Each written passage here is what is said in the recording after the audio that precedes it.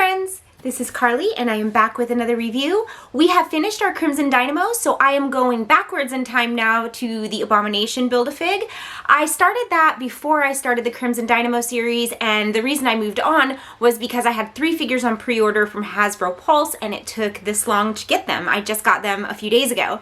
So now that we've finished Crimson Dynamo, I'm going to be doing the last 3 figures in the Abomination series and going ahead and reviewing the Abomination himself.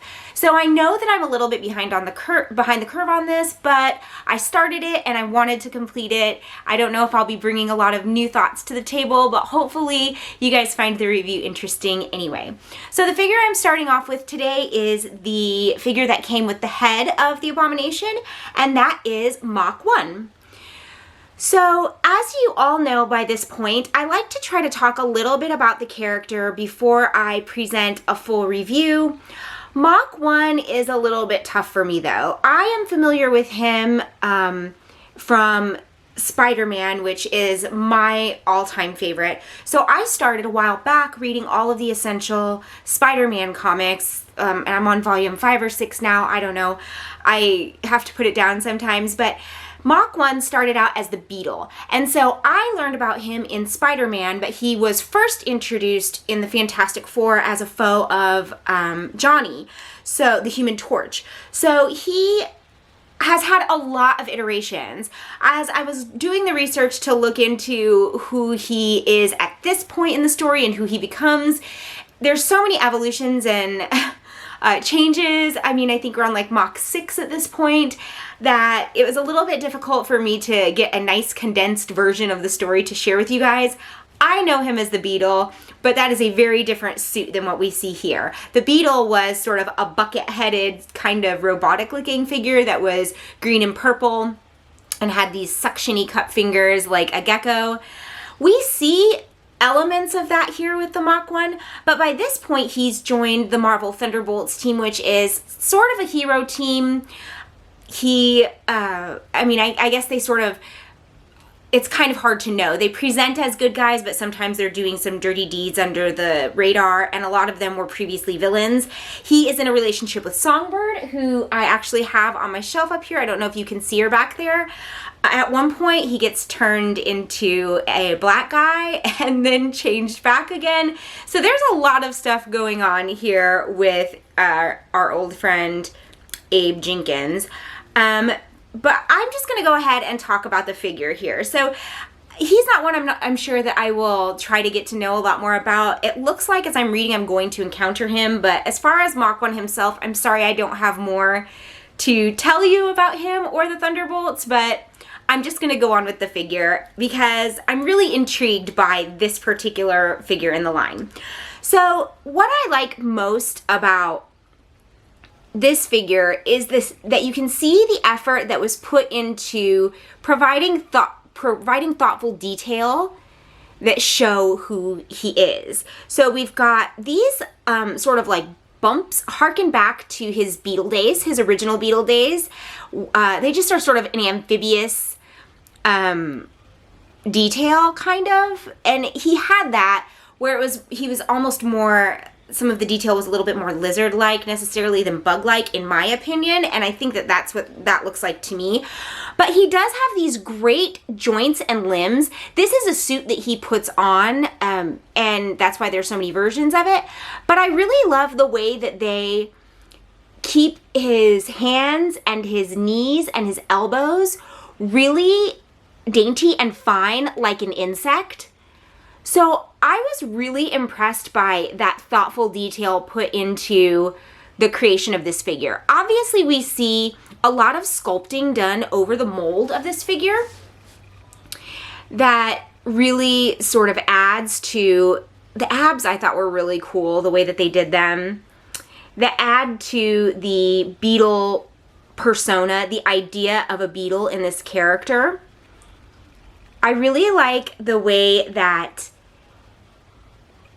the sculpt over this mold in his thighs, across his arms, and the sides and fronts of his legs really mirror the idea of a beetle. So I thought that was really cool. Knowing as little as I do about the character, I'm sort of just looking for interesting, thoughtful details as a figure, as a standalone figure himself. And I really like the way this body looks.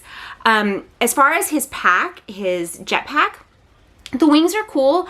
I don't know. I mean, I assume that, well, I guess you can't assume anything. I don't know if these wings are retractable or not, but I kind of would have liked to be able to remove them.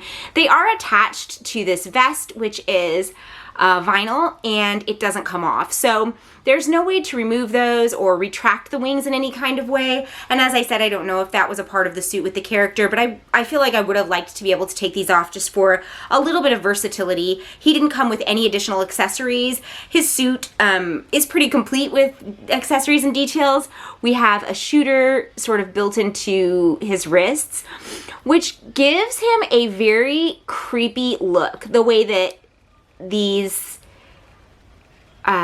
weapons here, or whatever these are, come out on top of his wrist instead of on the bottom.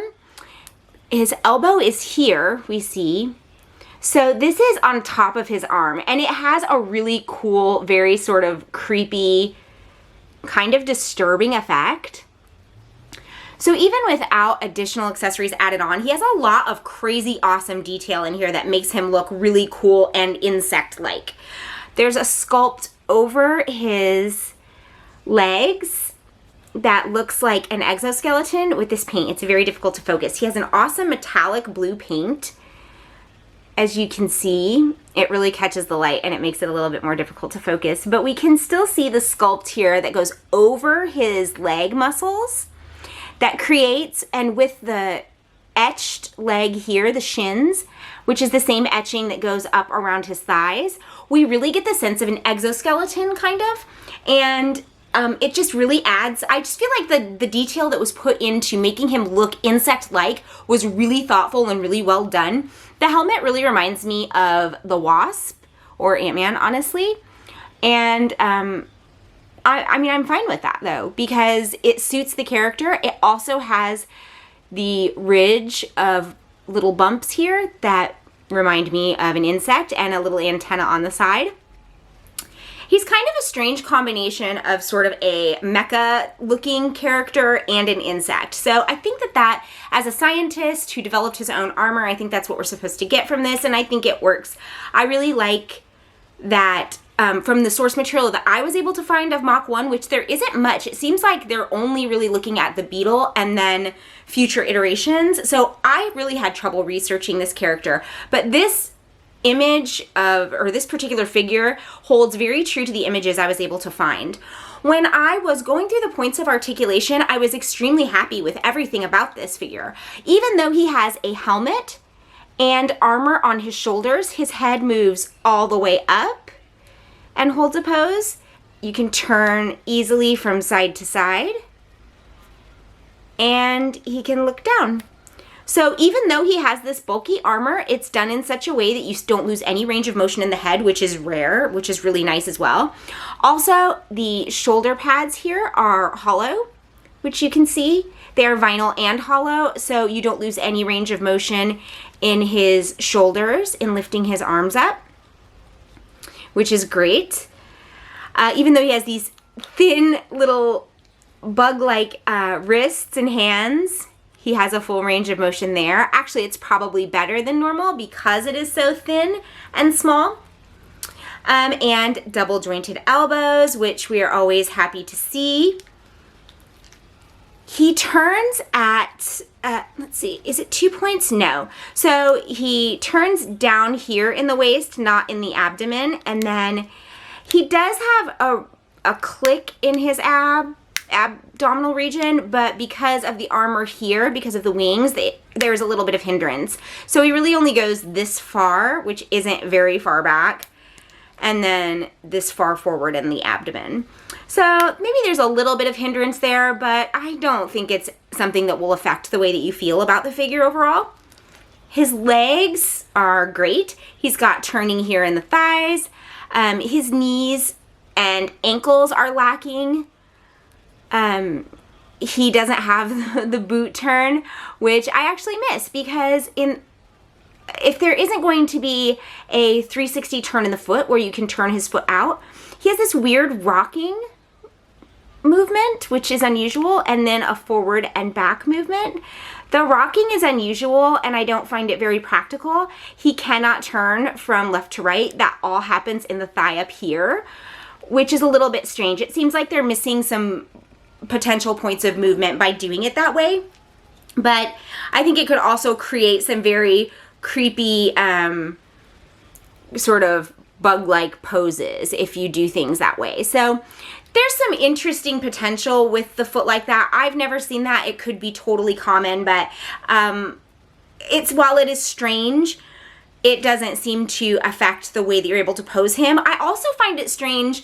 This is really, I don't have many complaints about this figure. So the only other thing I find really strange is how massive his feet are. His feet are absolutely gigantic in comparison to the rest of the figure.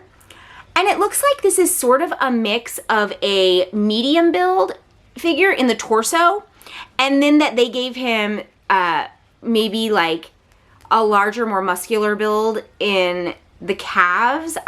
There's something about him that is very blocky that serves to make him look insect-like, but I'm not entirely sure what that's about, and maybe that's because they used a larger mold for the legs or a larger portion for the lower calf region, that's why the foot is so big, but it stands out. It's very weird. Other than that, I'm really happy with this figure. I think he's really interesting because the story of this figure, oh, we lost one. Because the story of this particular character was so convoluted, I don't think I'm necessarily interested in getting to know him better, especially since I'm so committed to Spider-Man. Having the Beetle in Spider-Man that I will probably come across several more times is enough for me. I don't know that I'm going to be necessarily looking out for him, but it'll be interesting to see as I'm doing more reading what I do come across with him. So overwhelmingly, I think this is a nice figure. I'm really impressed with differences that I see in the way they constructed him and the details they added. We don't see that very often. Like so many times when I'm talking about a figure in the comments, I hear from people who are like, oh, that mold is from this figure, that's reused from that figure, which is cool that you can know that, but also a little bit disheartening that we're seeing so many of the same parts and pieces used over and over again. So even though this probably has components of that, he's done in such a unique, original way that it's really something to see that is unlike any other figure I have, which I appreciate. So I think this is a winner. I'm happy about it. I am so stoked about the Build-A-Fig piece that came with it. And as far as being a portion of this BAF series, I'm happy to have him. I'll add him to my shelf. I'll put him next to Songbird, and they'll live happily ever after on my shelf. So that is that on Mach 1. If you are a Mach 1 fan and you have recommendations for me of what I should check out and read, please let me know. I'm always interested in learning more, and I'm finding out more and more as I make these review videos. That's a big part of what I'm here for.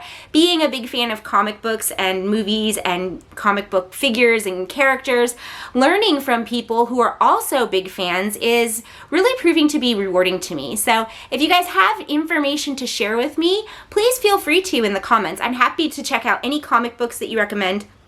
And if Mach 1 is a character I should invest in, just let me know. I will be back again the day after tomorrow, which will be Friday, with another figure in this series. We've got 2 more after this, and then after the final figure, I will do the Abomination. And hopefully, by then, my pre-order of the AOA figures will be in. Thank you guys so much for watching my videos. I really appreciate everything that you guys have to tell me, and all of your subscribes and likes and comments. I will keep doing my best to get better for you, and there will be another one coming up on Friday. Thanks, friends. See you soon. Bye.